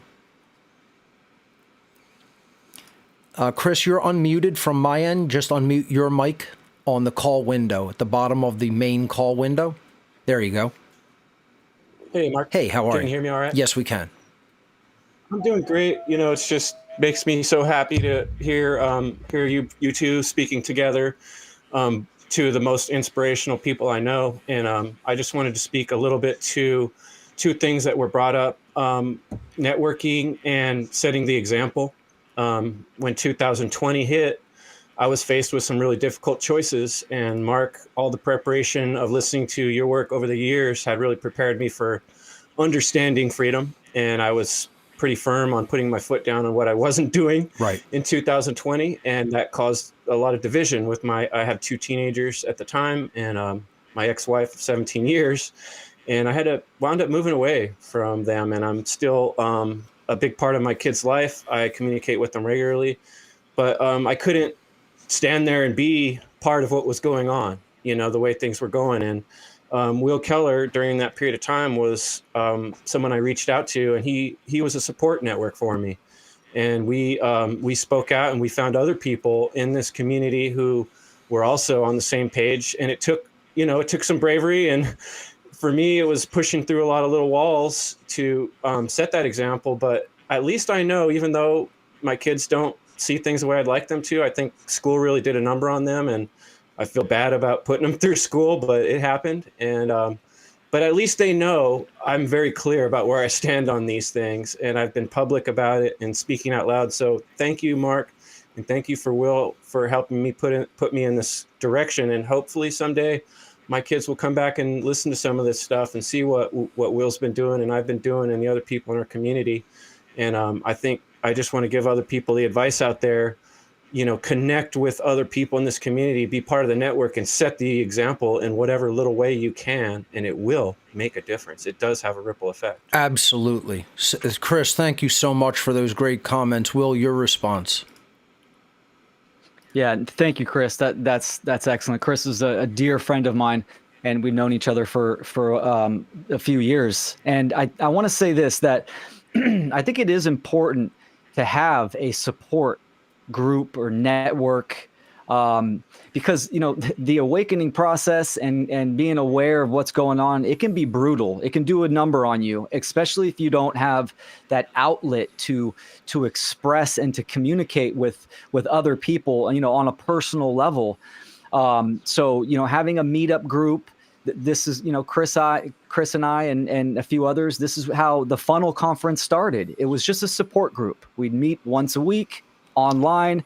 We just, we all check in and really just support each other in this endeavor. And then that just snowballed, and we got closer. And then it was time to, we want to create action externally out in the world. And that's how we decided to start the Funnel Conference. So networking, I think, is crucial, and having that support community is great. Absolutely. It's a big part of what I am trying to do and what other content creators on One Great Work Network are trying to do. It's called a network for a reason. We are networking with each other. We are sharing skill sets. We are trying to help each other when we encounter problems, not only in the creative work that we do, but in life, as was just being talked about between Will and Chris. And that's what it's all about. It acts as a support system in many different ways, not just technologically or just philosophically. So, Chris, thank you so much for the work that you put out on One Great Work Network. Very valuable contributions to the network and to the One Great Work as a whole. So thank you. Let's hear from Conrad. Conrad was another great participant in the How to Become the True Media seminar, and he's moving toward content creation himself. Conrad, welcome to the What on Earth is Happening show with my special guest, Will Keller. Go right ahead. Hey guys, how am I sounding? Coming in loud and clear. Good. Welcome, brother. Great to be here. So to jump right into conscious parenting, I turned 27 3 days ago. My mom's birthday was yesterday, and I was just talking to her, and she said, man, a single mother, so she was like, oh, you were raised by the wolves. Nobody taught you anything. And I said, Mom, you got it all wrong. I didn't have any negative knowledge to unlearn. I didn't have a hole to dig myself out of. And now I appreciate so much, just that freedom and respect to see the world as it comes in. And then when I heard Mark Passio, I'm like, man, this guy sounds a lot like the voice in my head. And then I hear Will Keller later. I'm like, oh, I like what this guy sounds like. And man, it's just so great to be here, getting activated now. And this is where I need to be. And that's just a testament to conscious parenting. Don't have to be perfect, but man, do no harm. And I certainly was done no harm. It was cool, Will, hearing about your background, how it's very similar to mine. So very synchronistic, Excellent. So, thanks for that, man. I want to say something real quick.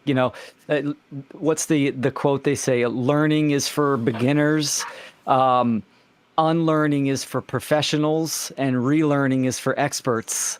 So I think that's important, what you said about negative knowledge. I try to explain that to my dad as well. He was like, oh, some of your views I don't really agree with. And I'm like, Dad, but you don't understand. We're talking about morality. And then he then once you bring it in that realm, he totally understands, and he's down with it. So great comments. Thanks, Conrad. And it is all about relearning, because it's about truly remembering who we really are as beings in consciousness. That's what it's all ultimately about. And Conrad, I want to thank you so much for your comments on the show here today, but I want to also remind you, I have not forgotten about you. I will get to onboarding people, new people on the One Great Work Network soon, and I've taken a look at your content, and I like what you're doing and your contributions to the One Great Work. So let's let's definitely stay in touch. I've been very difficult to get a hold of by my own admission because of my schedule and what I'm having to deal with during this current year. But I will be patient, and I will onboard you very soon. We're going to be onboarding several new people this year. So Conrad, you'll definitely be one of them, and I have many other people in that queue as well. So just be patient with me. Let's see who else is in the queue here. Let's go to Sean McCann, another content creator on One Great Work Network. Sean, welcome to What on Earth is Happening with my special guest today, Will Keller. Greetings, Mark, and greetings, Will. I'm so glad that you guys are talking about conscious parenting. And Will said these words. He said that the parent's ignorance leads to the division of the child from the parent at birth. And one of the most important things, I just want to remind everybody here listening, that circumcision is a dark occult sacrifice ritual. It's a bloodletting. Yes. And everyone needs to understand, to do no harm means to not harm your babies. That's right. And so if people don't look into it, they never think of it. I just want to remind people that in order to do right by your kid and not have, it changes the brain forever. It's drilling trauma. You're drilling trauma into the psyche of the child, definitely. Precisely. It changes them forever. It leads to a distrust and division between the mother and child, which is pretty much the dark occult's main goal. That's right. And like Will was saying, that cleaving happens at birth. And if you can destroy that bond between mother and child, the child is lost, won't trust anybody. All his relationships in the future will be harmed. How about if you want to have a... How about the injection of toxic substances into the child at birth? Exactly. Unbelievable. Yes. Harm done, and who knows what ways that manifests over time. It manifests in a myriad of symptoms and breakdowns of the physiology and the mentality as well. Right. Yeah, they attack the brain directly, and that like the adjuvants and all the negative elements of the injections, they go right to the brain, and the same thing with this torture. It goes like your body and mind are connected, and that type of traumatic attack on the body is a traumatic attack on the brain. And that is what's most important. Like I said, your wounds heal, but your brain never does.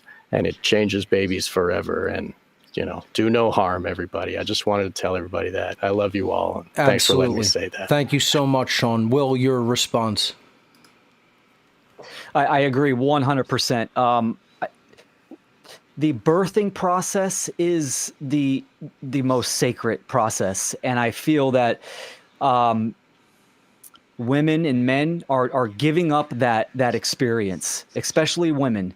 You need to claim your empowerment on that experience, and this is done through generational mind control.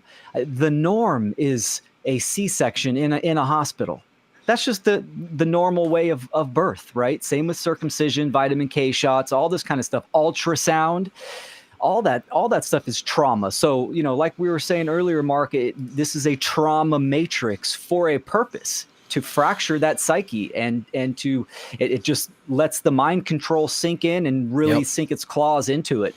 And that will, Sean, like you said, the distrust between mother and child, right? Mother is God in the eyes of a child. Right. That connection needs to be rock solid. And then, it just snowballs into the cliche, the rebellious years of teenage years where they rebel against their parents. That's total bullshit.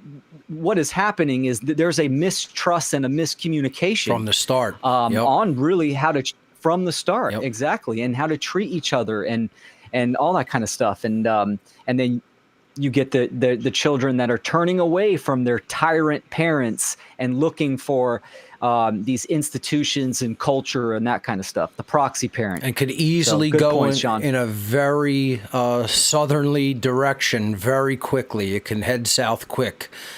If, again, that strong bond isn't preserved from the time that child is young. And if that kind of mistrust is instilled and festers, look at what it did with me. look at the direction I went in life earlier on. It could take you to very, very dark places. So that's why Sean very correctly said this is part of a satanic ritual. That's what it is. It's ritual bloodletting. It's absolutely, those are not two strong words. That is exactly what it is. That's an exact description of it.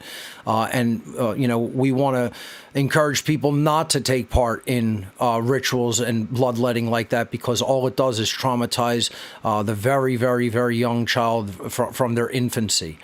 So, Sean, thank you so much for that, and reminding the listeners of that. Without a doubt, couldn't agree more. Let's hear from Rebecca. Rebecca, you are live on What on Earth is Happening with my special guest, Will Keller. Rebecca, you are unmuted from our end. Go ahead and unmute yourself. There you go. Can you hear me now? Yes, we can. Yes. I just wanted to back up what the last speaker was talking about. My son's turning 21. Oh, sorry, he's 21, turning 22. And way back then, I had a home birth because I knew the system was not right. And I had to go with my gut, and I had to go, well, I didn't have to, but I faced a lot of opposition in doing what I was going to do from family and friends. But it was a natural birth. He was a big baby. And, again, was able to straight away put him onto my chest and create that connection there. And then also not have to deal with the vitamin K and all this sort of stuff. Right. So he remained unvaccinated. And those 0 to 7 years are just so important for that bonding. And anybody that's raising their children now with that consciousness and being aware, I think is amazing. And well done to you, because it does go against, I guess, the constructs of society a lot. And, especially when you've got your mother or your sisters or whatever, like giving you a really, really hard time, but trusting that natural wisdom. And I describe the birthing actual experience as one of it was like an opening for me. It was like I went into a different dimension. And I received a whole heap of wisdom. And I've said for ages, I'm never going to tell anyone it doesn't hurt, because it hurts to get through it. It's like, each contraction being like a wave. I just wanted to add to that. But also thank you guys, and especially you, Mark. Back in 2020, I went back to 2013 and went through all of your natural law videos. And then all of your videos, because I did go down, I'm of the opinion, better the devil you know than the one that you don't. So I went down what Satanism actually was, right, which I never thought I'd do. You were instrumental in those early days, because I'm in Victoria, so I'm in a state where I was heavily locked down for a long time. Sure. And it was quite brutal if you went out. So it wasn't, you could just leave, because the police were brutal. So I am in the countryside, though, so that was a good thing. I just want to say thank you, guys. This has been a really great talk. And I just think, that natural law, and, I keep quoting you, Mark, to people. It's like, what is morality? And it's like, no harm to any other celestial being. That's it. That's it. Very simple. And you can go from there. Rebecca, thank you so much. Simple. Thank you so much for your great comments. Will, your response? Thanks, Rebecca. Appreciate it. Yeah, that's beautiful. You had a home birth. My daughter's mother and I were very blessed to just synchronistically come across this midwife that was very much aware of this realm than we were. And we had all natural birth. And it was in a hospital, but it was almost like a center, not a large hospital. And it was a beautiful experience. And she educated us a lot, that things that I didn't know. We already knew we didn't want vitamin K and vaccinations and stuff, but it was eye opening to the system of what they do. Like you said, Mark, it is a satanic agenda, 100%, absolutely. And it's an inversion of nature and how things should be in truth, in reality. They just flip it up on its upside down to create that stress and trauma. Without a doubt, it's part of our whole society being ultimately one big satanic ritual, as I've talked about here on What on Earth is Happening in the past. We have to be conscious that this religion is all around us and that we are inculcated into it. As just the average members of society, and that's why we have to understand what it really is. As Rebecca was saying, it was a difficult thing for her to learn what Satanism truly is and to go down that rabbit hole. But once we do that, we understand that this is not just some fringe thing. This is all around us. So thank you for bringing that back to our viewers' attention, Rebecca, and for your great comments. Let's hear from Lisa. Lisa, you are live on What on Earth is Happening with our special guest, Will Keller. Oop. There you go. We hear you. Here I am. Yep. Hi.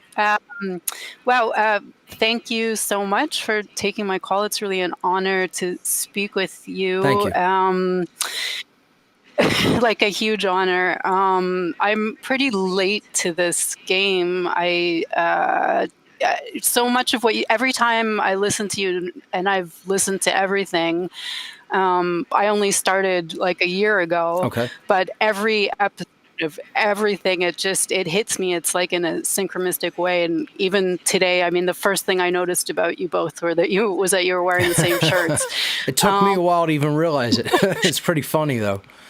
Lisa, let me ask you a quick question. Let me ask you a quick question, or make a comment based on what you just said. You say you're late to the game, right? Well, you made it, and that's great.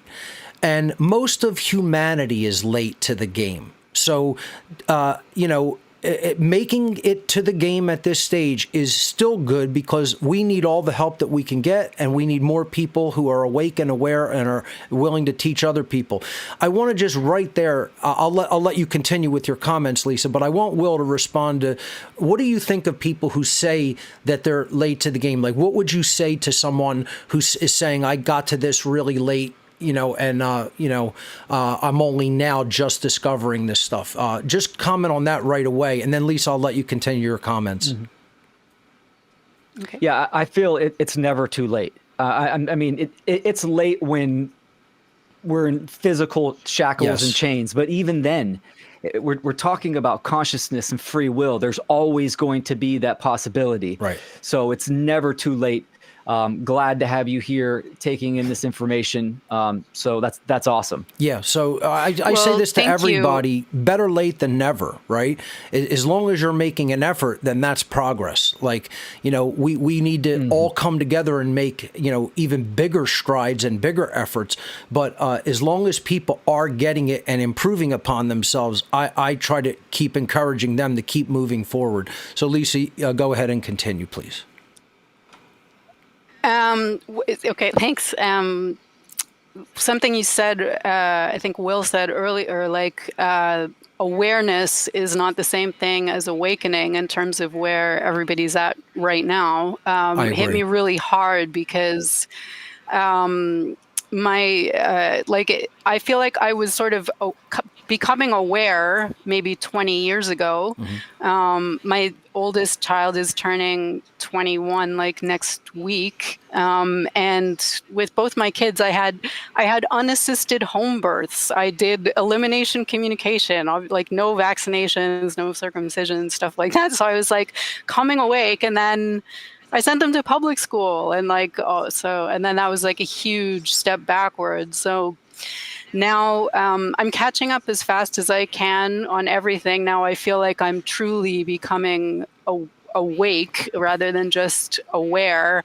I started a Substack back in October, and I was just wondering, it's really a struggle. Like I can put out an article like once every 2 weeks and everything. It's really hard. And I've been told I'm good at writing. And I'm just wondering, is it difficult because I don't know enough yet, or I haven't done enough work on myself yet? Is it not the perfect medium for me? Should I just keep going, or I'll any respond thoughts on very that? quickly, and then I'll turn this over to Will to respond. Don't worry about perfection or having 100% completeness in knowledge. No one does. There's no such thing. You have to put forward what you have come to know, and that you've vetted enough to know that it is true, and that you're not going to do any harm by putting out disinformation. That's just start from there and go from there. This is part of the tenets of how to become the true media. Don't look for perfection. It doesn't exist in the real world. Put out something that is good and improve upon your skill set as you go. Will, I'll let you respond to that. Yeah, I agree with that 100%. The more you do it, the more that you'll grow from that, and you'll kind of fine tune your own creative style. So, I mean, and I totally get it. I've sat on projects because I wanted it a certain way and I wanted it to be perfect, and that's just an anchor in the water float. So, Will, that's all the go time. for it, activate, and keep it going. Absolutely. Great advice. That's all the time we have for this episode of What on Earth is Happening, ladies and gentlemen. Boy, that 2 hours went by very quickly. Thank you so much to our special guest, Will Keller of OneGreatWorkNetwork.com. Do check out his material at One Great Work Network in the content creator section, and please support him by making donations. Ladies and gentlemen, government is slavery. We'll see you right here next week.